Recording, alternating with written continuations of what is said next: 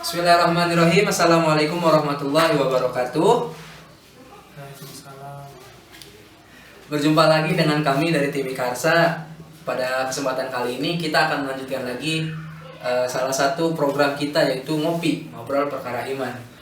Dan sebelum itu kami ingatkan juga kepada teman-teman, bagi kalian yang belum subscribe ke channel ini, mohon bantu subscribe-nya supaya kami bisa bertambah maju lagi, supaya kami bisa berkembang lagi dalam hal syiar agama Islam. Dan juga untuk kalian yang boleh silahkan di like tombol like-nya, kemudian di share kepada teman-teman kalian supaya channel ini semakin berkembang dan teman-teman kalian mendapatkan pencerahan dari kegiatan ini. Dan tidak lupa pula kita selalu ada nih sama salah satu narasumber kita, yaitu teman kita sendiri, Nofar Adila Mursyid, dari salah satu mahasiswa di UIN Syarif Hidayatullah semester 4, yaitu Nofar Adila Mursyid. Apa kabar, Pak? Alhamdulillah. Nah, gini Pak, ini jadi agak sedikit keresahan nih Pak. Dimana ini kan sering nih kita udah masuk ke zaman generasi Z, yaitu zaman-zamannya internet lah, segala macam merajalela sudah banyak di dunia ini. Nah, salah satu keresahan kita nih Pak sebagai umat muslim itu seringkali melihat para saudari-saudari kita kaum muslimah itu mereka berjoget ria di salah satu aplikasi dan menunjukkan auratnya, Pak. Kira-kira bagaimana nih dari pendapat dari segi agama menanggapi tentang fenomena seperti itu? Ya, mungkin kalau saya bisa share dari apa yang saya dapati dari seorang Habib Ali Dinar Abid Hamid dari Malaysia, bahwasanya ini berkaitan dengan yang namanya menaria. Tapi menari ini tidak keluar di batas-batas yang telah ditentukan, yang telah disyaratkan ya. Sebagaimana pada zaman Nabi Muhammad SAW dulu juga ada yang namanya menari, yaitu orang-orang Habasyah, dan menari ini pada hari-hari kebesaran saja, hari-hari kegembiraan. Nah, ada dua faktor pada saat itu kenapa diperbolehkannya. Yang pertama adalah menari itu juga tidak terlalu kalau kita bisa bahasanya terlalu berlebihan, ya, gitu. Berlebihan yang sampai-sampai menunjukkan ke arah yang batil. Nah, itu nggak sampai situ. Kemudian yang pertama, yang kedua, mengenalkan Islam kepada orang-orang Yahudi yang pada saat itu melihatnya bahwasanya agama ini tidak kaku dan menghargai segala macam kesenian maupun hiburan. Berarti kalau kayak gitu dari zaman dulu pun memang udah ada gitu Pak ya. Cuman bedanya kalau zaman dulu tuh kayak cuman kayak buat tradisi zaman dahulu dah gitu ya. Jadi biar kayak di pandangan orang-orang yang belum masuk Islam nih, oh Islam ternyata nggak terlalu kaku banget, masih bisa masuk ke budaya, masih menghargai budaya gitu. Jadi kayak seakan-akan pemikiran bahwa Islam itu terlalu kaku atau terlalu banyak mengatur lah bahasanya pada segi kehidupan itu nggak ada ya kan Bro? Ya, selagi itu kagak membuka auratnya. Beda lagi kalau membuka auratnya nih. Karena kalau buka aurat satu mata orang yang lihat aurat tersebut, maka saat itu pula ia menanggung dosa-dosanya. Apabila itu sampai, kalau kita lihat yang melihat udah sampai ribuan, berarti ribuan itu pula yang menanggung dosanya. Emang zaman dulu gimana nggak kelihatan aurat kan? Ya kalau yang kita nonton di film-film gitu kan Pak ya, pakai cuman baju atas sama bawah doang. Itu gimana zaman dulu maksudnya nggak kelihatan aurat tuh apa gimana gitu?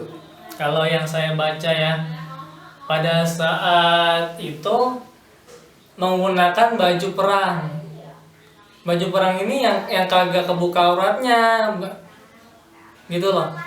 Maksudnya tetap tadi saya katakan kagak ngelewatin batas-batas yang telah ditentukan. Mungkin itu. Ya ini kan tadi Nopal juga udah bilang kan, katanya selagi nggak kelihatan aurat ya Pak ya. Nah yang kita tahu nih Pak, kan kalau aurat cowok itu cuma dari pusar sampai dengkul. Nah apa wanita juga dari itu juga atau ada tambahan lagi atau gimana nih Pak? Nah, wanita itu yang seperti sama-sama kita ketahui seluruh tubuh terkecuali tangan, tepuk tangan dan juga wajah. Adapun selebihnya itu mempunyai muruah atau kewibawaan atau kehormatannya sendiri. Oh, seluruh tubuh kecuali pergelangan tangan ya kan, sama wajah. Nah, tapi yang ada di zaman-zaman sekarang nih Pak, nih dia nutupin semua, tapi lekuk tubuhnya kelihatan gitu Pak. Walaupun tertutup, tapi juga masih kelihatan maaf nih, bagian buah dadanya, bagian pinggangnya, bagian bokongnya itu kelihatan Pak. Itu hitungannya masih menutup aurat atau kagak Pak? Ini sama dengan Rasulullah gambarkan sebagai wanita yang berpakaian tapi telanjang. Mengapa telanjang? Karena sama aja pakai baju, lekuk tubuhnya masih kelihatan. Ini sama aja dia mengundang syahwat orang yang melihatnya. Apa? Gimana tadi tuh? Masuk dosa gak? Belum Pak. Masuk dosa gak? Enggak tadi. Jawab lah. Jawab lagi. Kemudian wanita-wanita ini digambarkan juga dalam salah satu riwayat bahwasanya wanita yang seperti ini tidak akan mencium bau surga yang jaraknya itu 500 tahun. Oh, berarti walaupun dia berpakaian, tapi ibarat kata masih kelihatan lekuk tubuhnya gitu Pak ya? Ya kan? Iya. Berarti maksud dari menutupi aurat itu pure benar-benar menutupi tanpa kelihatan baik bodinya maupun apapun itu yang bisa ngasih gambaran ke kita nih, kayak ini lekuk tubuh wanita seperti ini gitu Pak. Jadi menutup aurat itu nggak pure cuma ditutupi sama baju, tapi benar-benar tertutup sampai tidak ada yang bisa melihat lekuk tubuhnya. Dosa nggak Pak kalau dia nonjolin walaupun dia pakai baju? Itu juga mempunyai gambaran juga sebagai wanita pelacur, apalagi yang wangi-wangian itu digambarkan sebagai wanita pelacur. Berarti secara garis besar udah dosa. Dia juga maaf nih, bisa kalau dari segi secara hukum bisa disamakan dengan pelacur ya Pak. Walaupun dia nggak dapat apa-apa tapi dosanya sama. Berarti mendingan jadi pelacur Pak.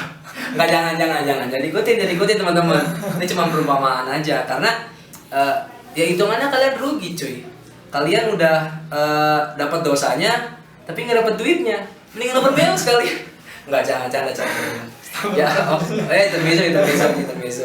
Ya jadi ketika perempuan itu kelihatan lekuk tubuhnya, satu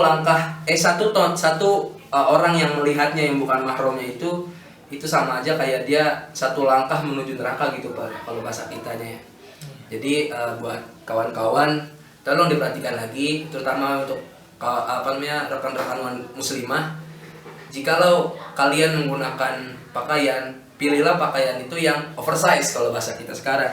Kenapa? Karena lekuk tubuh kalian itu aja itu bisa berakibat fatal untuk kalian ke depannya nanti. Seperti yang dibilang tadi, satu aurat itu dilihat oleh satu orang sama dengan satu jalan menuju neraka.